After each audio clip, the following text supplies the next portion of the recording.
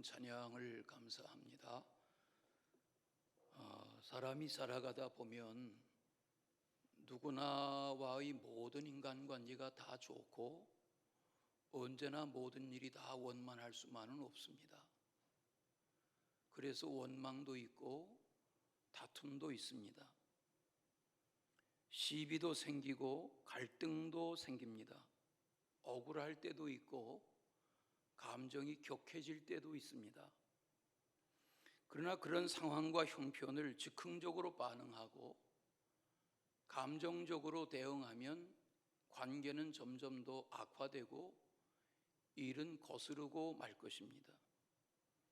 원한과 보복은 점점 더 큰 불행을 부르고 맙니다. 출애굽기를 읽다 보면 21장 말씀에 그러나 다른 해가 있으면 갑대 생명은 생명으로, 눈은 눈으로, 이는 이로, 손은 손으로, 발은 발로 된 것, 화상을 입은 것은 화상을 입히는 것으로, 상하게 한 것은 상함으로, 때린 것은 때림으로 갚으라. 이런 무서운 말씀이 나옵니다.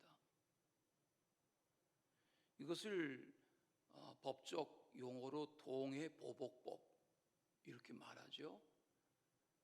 당한 대로 갚는다는 것입니다. 세상 모든 사람들이 다 이런 식으로 산다면 세상에 아마도 살아남을 사람이 거의 없을 것입니다. 용서와 화해가 없다면 세상이 어떻게 되겠는가? 용서는 사랑의 극치입니다. 요즘 말씀을 시작할 때마다 사전 이야기를 하는데 어제도 국어 사전을 찾아봤습니다. 용서를 사전에서는 뭐라고 정의하나? 용서란 지은 죄나 잘못에 대하여 꾸짖거나 벌을 주지 않고 너그럽게 보아주는 것이다. 예수님은 기도를 가르쳐 달라고 요구하는 제자들에게 우리가 우리에게 죄 지은 자를 용서해 준 것처럼 주님도 우리의 죄를 용서해 주시기를 바랍니다 라고 기도해라, 그렇게 가르쳐 주셨습니다. 용서를 위하여 기도하라는 것입니다. 하나님은 용서하시는 하나님이세요. 창세기 말씀에 보면 2장 17절에 선악을 알게 하는 나무의 열매를 따먹지 마라, 먹는 날에는 정령 죽으리라, 이렇게 말씀하셨어요. 그런데 그 말씀을 어겼습니다. 불순종했습니다. 하나님이 저들을 그 현장에서 만약에 죽여 없애셨다면 인류의 역사는 없겠죠. 물론 이제 신학적인 해석으로 들어가면 달리 해석이 가능하지만 말입니다. 아담과 하와가 가정을 이루고 살면서 두 아들을 낳았습니다. 가인과 아벨입니다. 저들이 하나님께 제사할 줄 알았습니다. 제사했습니다. 그 후에 아벨의 제사는 받고 가인의 제사는 하나님이 받지 않으신 것에 대한 감정을 가지고 그 화풀이를 동생에게 했습니다. 가인은 동생을 쳐서 죽였습니다. 그 가인을 하나님이 죽여 없애지 않으시고 하나님이 그를 살려두셨습니다. 오히려 하나님이 그를 보호하겠다고 하셨습니다. 용서가 무엇인가? 어느 날 제자 중에 베드로가 묻습니다. 선생님, 우리에게 죄 지은 자를 용서할 때 7번쯤 용서하면 될까요? 그때 예수님이 하신 말씀은 7번이 아니라 7번씩 70번이라도 용서해라. 7번씩 70번이라는 말은 772 49, 490번을 용서하라는 말이 아니라 끝없이 용서하라는 말입니다.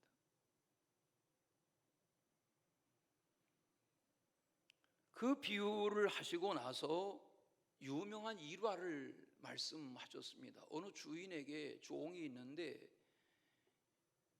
1만 달란트의 빚을 졌다. 주인이 빚을 갚으려 하지 않는 그를 만나서 저놈과 그 아내와 자식들과 재산을 다 모조리 다 취해라.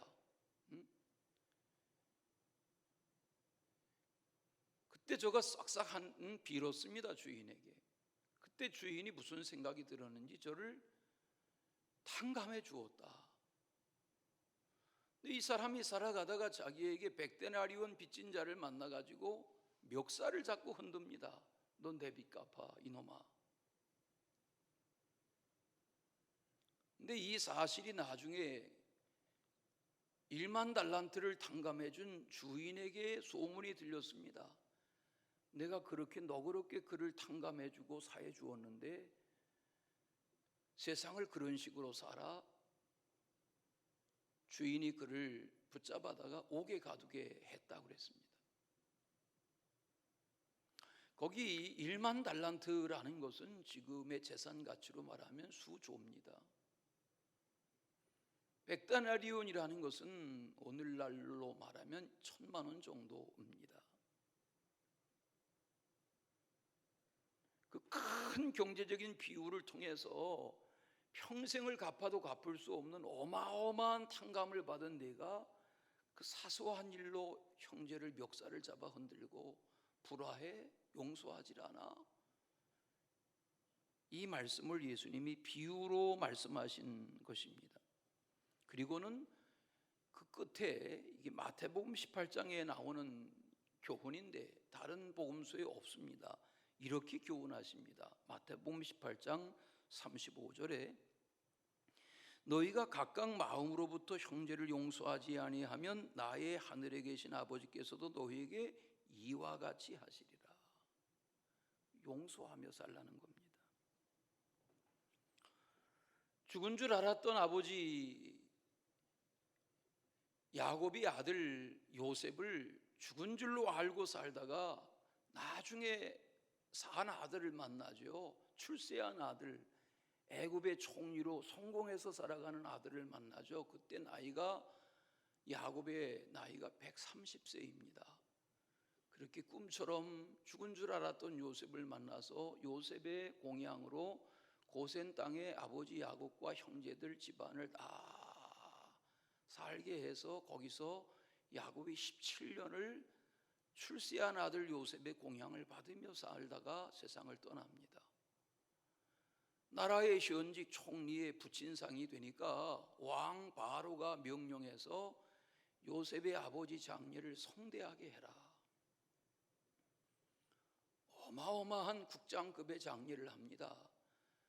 또 아버지의 뜻을 따라서 아버지의 시신을 국경을 넘어서 가나안 땅에 요셉의 증조부인 아브라함의 때에 마련했던 마므레 상수리암 나무 앞에 있는 막벨라 굴의 선조들의 묘실에까지 아버지의 시신을 모셔다가 장례하고 돌아옵니다.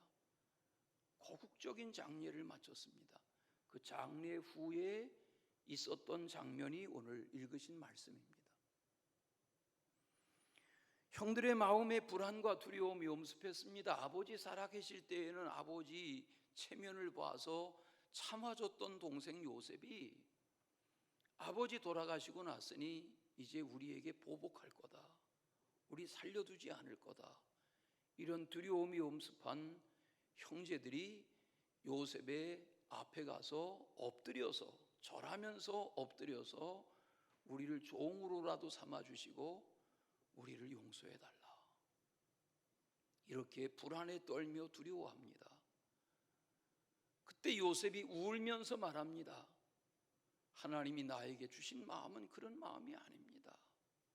형들이 내게 해를 끼치고 나를 소년기에 빨가벗겨 팔아버린 거 나도 지금도 생각하면 벌벌 떨리지만 하나님은 내게 용서의 마음을 주셔서 다 하나님의 주신 마음으로 이 땅에 와서 내가 노예였지만 이 민족을 구원하는 총리로 살고 형님들과 형수님들과 조카들 오늘날까지 내가 챙긴 것처럼 앞으로도 내 마음 변함이 없을 것이니 형님들 두려워하지 마십시오. 그러면서 요셉이 형님들 앞에서 우웁니다. 오늘 말씀에 그런 장면입니다. 오늘 이 본문의 내용을 차근차근 들여다보면 용서, 주님이 말씀하신 용서의 가치가 뭔지를 교훈합니다. 첫째는 두려움에 대한 말씀을 나누려고 그럽니다. 두려움이란 감정이 언제 생깁니까? 여러분, 살아가시면서 언제 두려움이라는 감정이 내 마음을 지배하게 됩니까? 잠언을 읽다 보면 28장 말씀에 악인은 쫓아오는 자가 없어도 도망하나 의의 있는 사자같이 담대하다, 그런 말씀이 나옵니다. 사람이 죄와 악에 관련될 때 두려움이 마음을 지배하는 겁니다.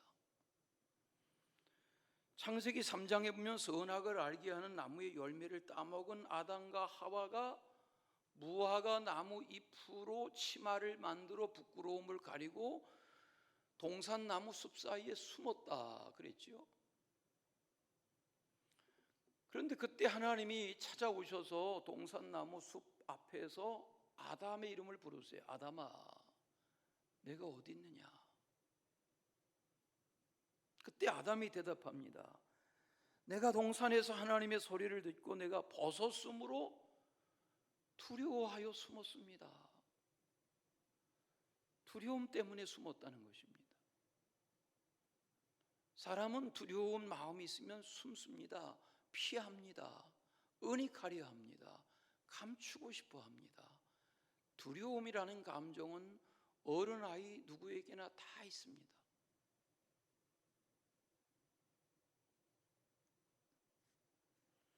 디모데후서를 읽다 보면 디모데후서 1장 7절에 바울이 디모데에게 이런 편지를 합니다. 하나님이 우리에게 주신 것은 두려워하는 마음이 아니요 오직 능력과 사랑과 절제하는 마음이다. 하나님이 하나님의 사람에게 주신 마음은 두려움의 마음이 아니라는 거죠. 그 말은 달리 해석하면 하나님은 두려움의 원인, 두려움의 뿌리인 죄와 악 가운데 인생이 살도록 창조하신 분이 아니시란 말입니다. 신앙생활은 죄에 깊게 뿌리를 두고 있어서 두려움에서 벗어나기가 어렵습니다. 사람은 다 두려움의 뿌리가 있습니다. 왜? 죄와 악 속에 나서 살아가기 때문에. 죄와 악은 사람을 결박합니다. 사람이 죄를 짓지만 죄를 짓고 나면 그 죄가 사람을 결박합니다. 포박합니다. 사람이 악을 행하지만 악을 행하고 나면 그 악이 사람을 쫓습니다. 그래서 견디지 못하는 것입니다. 사울 왕은 하나님이 마음에 들어 하셔서 초대 임금을 세워달라 할 때 백성들의 요구를 듣고 하나님이 간택해서 이스라엘 사람 중에 이만한 사람이다 됐다라고 여겨서 하나님이 나이 40세 된 사울을 왕이 되도록 사무엘 선지를 통해서 기름 부어 세우셨습니다. 하나님도 마음에 들어 하셨고 사울 왕도 역시 하나님은 사람을 볼 줄 아신다고 여겼습니다. 그런데 이 사울이 어떻게 됐습니까? 나중에 왜 저가 잘못됐습니까? 하나님 앞에 불순종하고 선지자 사무엘을 무시하고 자기 마음대로 살았습니다. 왜 그랬습니까? 죄와 악이 다스리면 스스로 두려움에 갇히고 자기의 불의에 갇히고 마는 것입니다. 신앙생활은 주님과 함께하는 생활입니다. 에덴 동산이 하나님이 만드신 동산, 완전한 동산, 아름다운 동산, 하나님이 거니는 동산이라고 그랬습니다. 그 하나님의 완전한 창조 세계 속에 아담과 하와는 만족을 누리며 하나님과 동행하였어야 함에도 불구하고 하나님을 멀리했습니다. 하나님을 외면했습니다. 그리고 뱀을 가까이 합니다. 사단을 가까이 합니다. 그 꾀임에 빠집니다. 타락합니다. 스스로 화를 자초했습니다. 신앙생활은 그러므로 주님과 동행하는 생활입니다. 밤이든 낮이든 어느 때에든 어디서든 누구와 대하든 주님과 동행하는 삶의 고백 속에 살아가는 것이 신앙생활입니다. 주님과 함께라면 두려움이 없습니다. 어린 아이들은 아빠와 손을 잡고 있으면 두려움이 없습니다. 어린 아이들은 어머니의 품 안에 있으면 두려움과 무서움이 없습니다. 시인자인 우리가, 성도인 우리가 주님의 손에 붙잡혀 산다면, 주님의 그 넓은 품 안에 안겨 산다면 두려워할 것이 없습니다. 그런데 왜 두려움이 찾아오는 것입니까? 죄 때문입니다. 죄와 악의 문제를 해결하고 청산하지 못하면 우리는 두려움에 갇히고 악에 쫓기고 맙니다. 우리가 부르는 찬송 중에 그 두려움이 변하여 내 기도 되었고, 이런 찬송을 부릅니다. 어떻게 두려움이 변해서 기도가 되고 감사가 되고 소망이 되고 하나님의 임재 속에 살 수 있는 것입니까? 이것이 신앙입니다. 이것이 신앙의 신비입니다. 왜 믿음으로 살아야 하는가? 왜 기도하며 살아야 하는가? 왜 말씀 생활해야 하는가? 왜 예배해야 하는가? 왜 하나님을 친근해야 하는가의 대답은, 하나님을 친근히 하면 할수록 하나님은 우리를 두려움으로부터 멀어지게 하고 하나님의 넉넉하신 은혜 가운데 살아가게 하시기 때문입니다. 두 번째는 악을 선으로 바꾸시는 하나님의 모습을 오늘 말씀은 교훈하고 있습니다. 불안과 두려움에 휩쓸려 있던 형들에게 요셉이 말합니다. 용서를 구하며 두려워 떠는, 엎드려서 두려워 떨고 있는 형들에게 요셉이 말합니다. 하나님을 내가 대신하겠습니까? 두려워하지 마세요. 형님들이 나를 해치려 한 것 알지만 하나님은 그 형님들의 악행을 지금 나의 손으로 바꾸셔서 이 민족을 구원하고, 하나님을 모르는 이 민족을 구원하고 아버지와 형님들과 가족들을 나를 통해서 그동안 하나님이 세워오시지 않았습니까? 아버지 돌아가셨어도 나는 변함이 없을 겁니다. 이렇게 말하는 거죠. 용서의 시작은 악을 선으로 대하는 것입니다. 악을 악으로 갚으면 악의 악순환이 더 큰 화를 부르고 맙니다. 요즘 각종 언론에 도배를 하는 사건들을 보십시오. 다 오난, 보복, 방화, 살인, 이런 모든 악행의 뿌리는 용서하지 못해서, 용서받지 못해서. 독일의 아돌프 히틀러는 유태인 600만 명 이상을 죽였다고 하지 않습니까? 그 당시에 80년 전에 이 땅의 유태인의 수는 각 나라에 흩어진 유태인들이 900만 정도였다고 합니다. 그런데 유태인이라는 유태인은 다 끌어다가 죽였습니다. 600여만을 그렇게 했습니다. 그 결과가 어떻게 됐습니까? 그가 전쟁을 일으킵니다. 1939년 9월입니다. 지금이 9월이죠. 1939년 9월 폴란드를 침공하는 것으로 시작해서 제2차 세계대전을 일으킵니다. 연전연승할 줄 알았습니다. 그러나 결국은 연합군에 의해서 베를린이 함락되고 1944년 독일이 이제는 이기기 어렵다 하는 그런 상황이 되면서 1945년 4월 30일 자기의 총독 관저의 지하 방카에서 그동안 역사가들은 권총으로 목숨을 끊었다 그러는데, 최근에 사료에 보면 음독 자살했다. 1945년 4월 29일에 결혼했습니다. 그리고 그 다음날 죽었습니다. 56살 때 일입니다. 아돌프 히틀러의 성격, 습관, 삶을 연구한 사람들은 술도 안 마셔, 담배도 안 피워, 여자도 가까이 하지 않아. 주변 사람들과 들러 앉으면 일상적인 평범한 이야기를 즐겨 그런 평범한 이웃 같은 이 아돌프 히틀러가 어떻게 역사의 그런 끔찍한 악을 600명이 아니잖아요. 어떻게 600만의 인명을 살상하는 그런 역사의 악인이 됐냔 말이죠. 무슨 말이에요? 우리 속에 그런 악이 있습니다.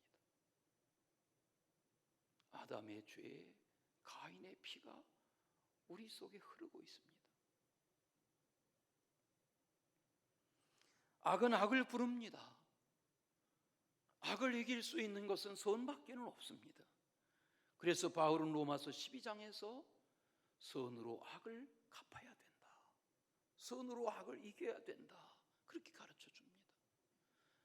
우리 긴 말씀을 로마서 12장 화면에 띄워드릴 텐데 한번 차근차근 설명이 필요 없는 이 말씀을 같이 읽겠습니다. 다 같이. 너희를 박해하는 자를 축복하라. 축복하고 저주하지 말라. 즐거워하는 자들과 함께 즐거워하고 우는 자들과 함께 울라. 서로 마음을 같이하며 높은 데 마음을 두지 말고 도리어 낮은 데 처하며 스스로 지혜 있는 채 하지 말라. 아무에게도 악을 악으로 갚지 말라. 모든 사람 앞에서 선한 일을 도모하라. 할 수 있거든 너희로서는 모든 사람과 더불어 화목하라. 내 사랑하는 자들아, 너희가 친히 원수를 갚지 말고 하나님의 진노하심에 맡기라. 기록되었으되 원수 갚는 것이 내게 있으니 내가 갚으리라고 주께서 말씀하시니라. 내 원수가 줄이거든 먹이고 목마르거든 마시게 하라. 그리함으로 내가 숯불을 그 머리에 쌓아 놓으리라. 악에게 지지 말고 선으로 악을 이기라. 선으로 악을 이기라는 거예요. 그 어떤 악한 사람, 그 어떤 악한 사건 앞에서도 악으로 악을 대해서 무너지지 말고 선으로 악을 이기라는 거예요. 선으로 악을 대하라는 거예요. 이게 주님의 삶이었고 주님의 기대셨어요. 악은 더 큰 악을 부릅니다. 악은 더 큰 불행을 부릅니다. 악을 다스리는 힘은 선밖에는 없습니다. 내가 못나서 지는 것이 아닙니다. 주님의 선한 마음을 가지고 지며 살다 보면 하나님이 이기게 하시는 것입니다. 근대 역사의 남아공의 넬슨 만델라 대통령은 그가 대통령을 지냈기 때문도 아니고 노벨상을 탔기 때문도 아니라 연구할 만한 인물입니다. 그는 흑인으로 태어났습니다. 남아공의 원주민의 아들로 태어났습니다. 그는 열심히 공부했고 법학을 알았고 사회적인 신분도 얻었습니다. 불의 앞에 항거할 줄 알았고 거짓 앞에 몸을 떨었습니다. 그는 자신의 삶을 그렇게 투신했고 백인들의 흑백 논리 앞에 붙잡혀 들어갔습니다. 젊음을 다 옥에서 지내야 했습니다. 27년 가까운 세월을 감옥에 가두어 외딴 섬의 독방에 가두어 두었습니다. 여기 수용번호를 앞에 걸고 있는 넬슨 만델라의 이 모습은 72살에 27년 청년기를 다 보내고 72살에 감옥에서 저런 수용번호를 목에 걸고 지내다가 세상에 다시 나올 수 있었습니다. 그런 저를 27년 동안 국민들은 잊어버리지 않았습니다. 몇 년 후에 절대 국민들의 지지를 받고 대통령이 됩니다. 여러분, 대통령이 뭡니까? 절대 권력이 주어지는 거 아닙니까? 그러면 27년 그렇게 억울한 누명을 쓰고 억울하게 감옥에서 지내다 나왔으면 우리의 역사 같으면 보복이 시작되지 않겠습니까? 다 가두고 다 보복하고 그렇게 적폐청산하지 않겠습니까? 그런데 넬슨 만델라는 용서와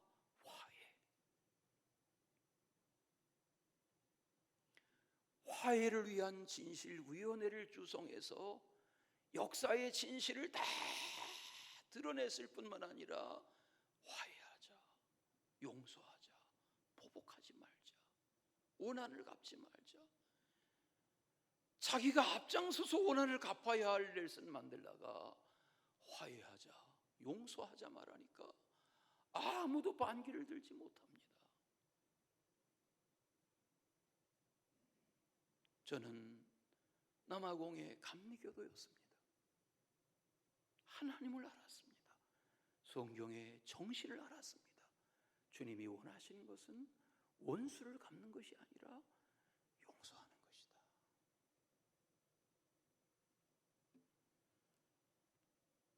저는 교회를 섬겨오면서 압니다. 신자와 신자 사이에도 불화가 있습니다. 성도와 성도 사이에도 갈등이 있습니다. 교회 안에도 시기도 있고 미움도 있고 원망도 있습니다. 반목도 있습니다. 교회 안의 성도들 사이에도 누군가의 사이에는 눈길도 피하려 하고 마음문도 닫습니다.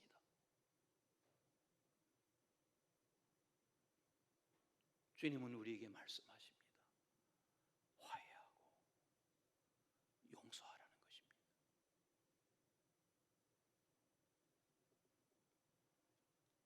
오늘 성경에 보면 요셉이 그랬습니다. 이 형들이 누군데? 10명의 형들이 작당을 해서 자기를 빨가벗겨서 애굽의 국제 노예 시장에 팔아버렸던 형들인데, 이 형들 죽여도 한이 안 풀릴 텐데, 이 요셉이 말합니다. 형들은 나를 해하였지만 하나님이 내게 주신 마음은 그런 마음이 아닙니다. 그리고 자기가 웁니다. 울면서 말합니다. 내가 그동안 그렇게 살아오지 않았고 앞으로도 그렇게 살지 않을 것입니다. 하나님이 내게 주신 마음은 용서의 마음입니다. 형님들과 가족들을 내가 양육할 것이고 책임질 것이고 돌볼 것입니다 하고 오히려 요셉이 형들을 위로했습니다. 성경학자들은 이 요셉을 그래서 창세기에서 만나는 예수님의 그림자라고 말합니다. 요셉은 달랐습니다. 요셉은 평범한 사람이 아니었습니다. 요셉에게서 배워야 합니다. 요셉을 본받아야 합니다. 우리가 다 부족하나 우리는 신앙의 연륜으로 오늘 우리의 직분으로 대신할 수 없는 이 화해와 용서를 배워야 합니다. 그게 교회입니다. 그게 신앙입니다.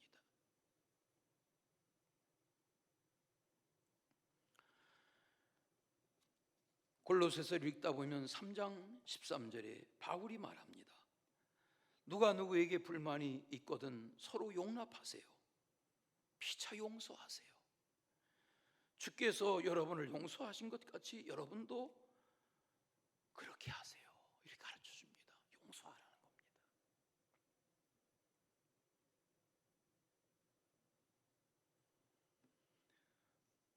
마지막은 생명의 구원과 위로에 대하여 말합니다. 보복을 두려워하던 형들은 어리둥절해졌습니다. 요셉은 울면서 형들의 마음을 위로해 줍니다.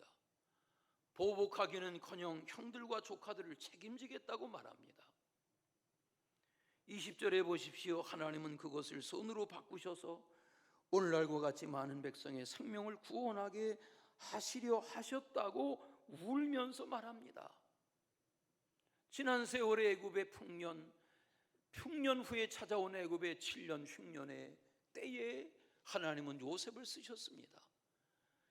이렇게 애굽 민족을 돌보셨을 뿐만 아니라 30의 총리가 된 요셉은 110살에 하나님 앞에 돌아가기까지 80년 동안 애굽의 총리로 지내며 나라를 돌보며 형님들과 가족들과 조카들과 자손들을 돌보며 넉넉한 위로자로 살았습니다.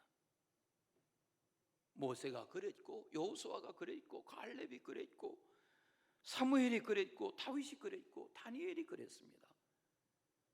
드보라가 그랬고 에스더가 그랬고 느헤미야가 그랬습니다. 그냥 벌어서 자기 몇 식구 먹고 사는 것이 아니라 민족 앞에, 시대 앞에, 역사 앞에 저들은 위로자로 살았고 넉넉한 구원의 사람으로 살다가 갔습니다.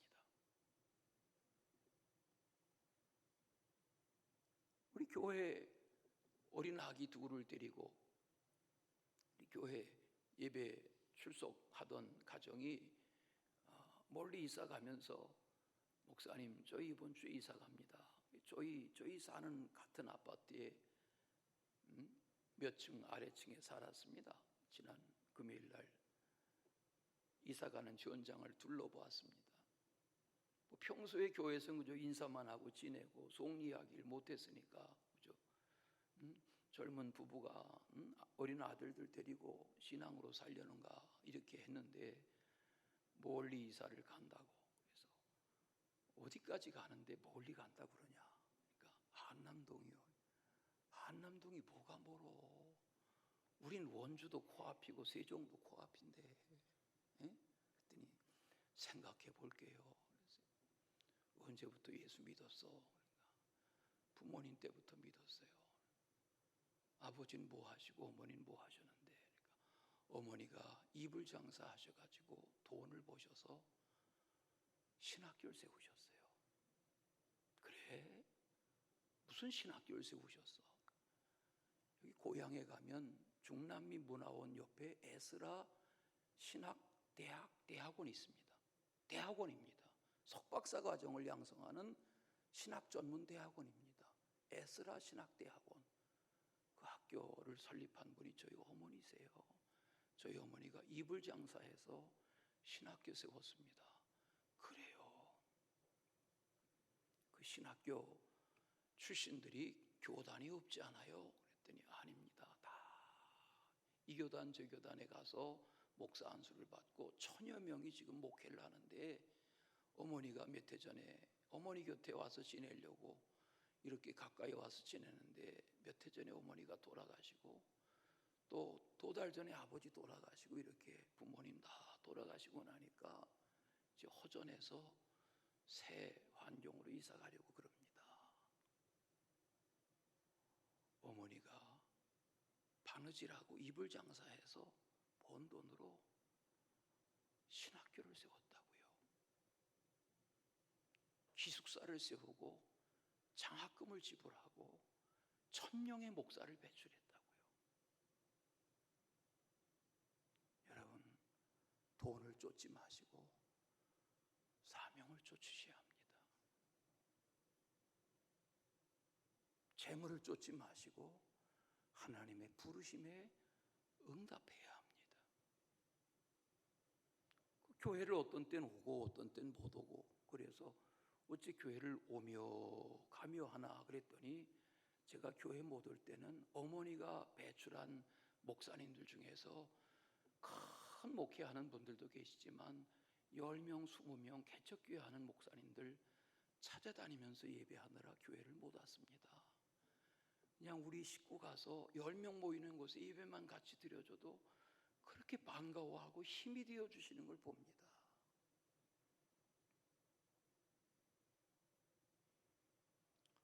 왜 벌어야 합니까? 왜 열심히 일합니까? 왜 성공하려 하는 겁니까? 그 끝이 뭡니까? 오늘 요셉은 성공도 했고 출세도 했습니다. 나라의 영원한 총리처럼 살았습니다. 지금 자기의 칼을 뽑아들 순간이 왔는데 형님들 앞에 말합니다. 스스로 울면서 형님들 오해하지 마세요. 형님들은 두려워하고 계시지만 하나님은 저에게 그런 마음 주시지 않았어요. 그리고 형님들의 마음을 만져줍니다. 위로해 줍니다.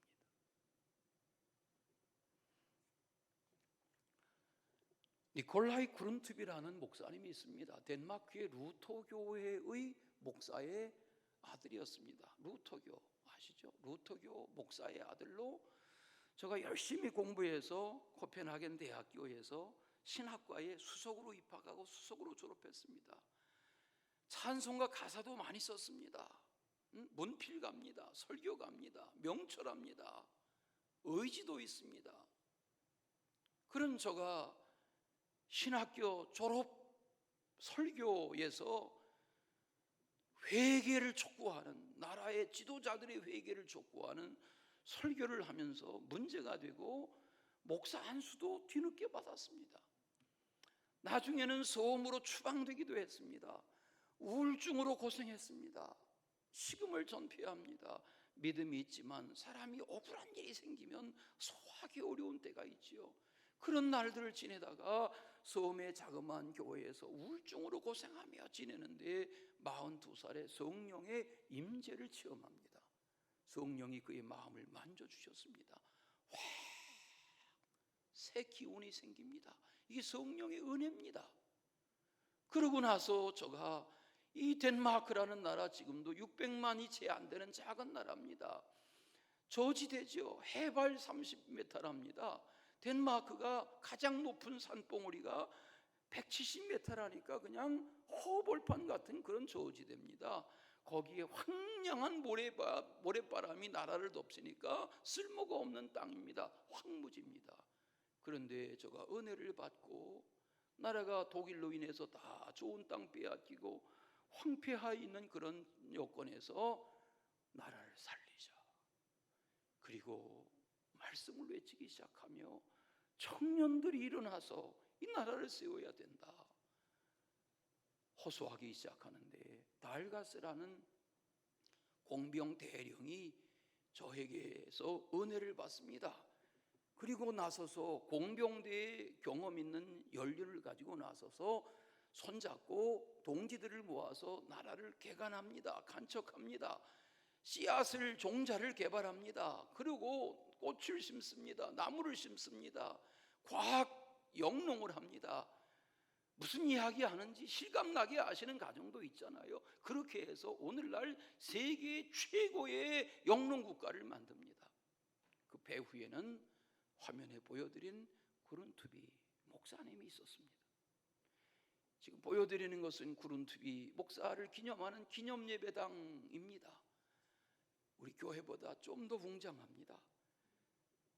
한 사람의 삶을 기념하는 예배당을 세웁니다.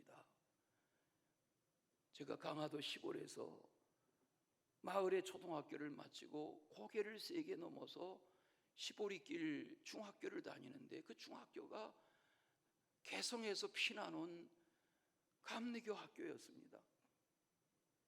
학교의 교훈이 하나님을 사랑하라, 흙을 사랑하라, 사람을 사랑하라. 이게 학교 교훈이었습니다.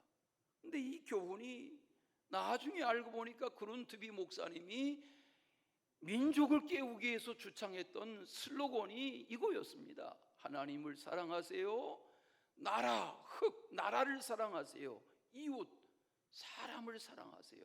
이 3가지 캐치프레이즈를 가지고 나라를 살리려 했던 그런 시대 역사를 만나게 됩니다. 한 사람, 그가 시대적인 폐허 가운데 나라를 부강하게 하고 민족을 번성하게 하는 것처럼 오늘 여기 창세기가 닫혀지는 마지막 분량의 요셉의 이야기는 그냥 요셉이 형님들 위로했다는 이야기가 아니라 요셉이 집안에 칼부림하지 않고 형님들을 끌어안고 이렇게 노예의 시대를 접어가며 하나님이 저들의 후손 중에 나는 모세를 통해서 민족을 해방하고 출애굽해서 12지파의 하나님의 민족을 세워가는 그 서막을 알리는 장면이 오늘 이 말씀입니다. 용서 그리고 화해의 가치를 깨달아서 가정을 가정답게, 교회를 교회답게, 시대를 시대답게 살아가는 그런 하나님의 사람들이 되시기를 축원합니다. 사랑의 주 하나님 아버지, 십자가에 달려 죽으시면서까지도 저들의 죄를 용서해 달라고 기도하시던 예수님, 우리가 하나님의 뜻을 따라 자녀되어 살아가면서도 하나님의 말씀대로 살지 못하는 연약함을 불쌍히 여겨 주시고 하나님의 은혜를 깨우쳐 주옵소서. 예수 그리스도의 이름으로 기도하옵나이다. 아멘.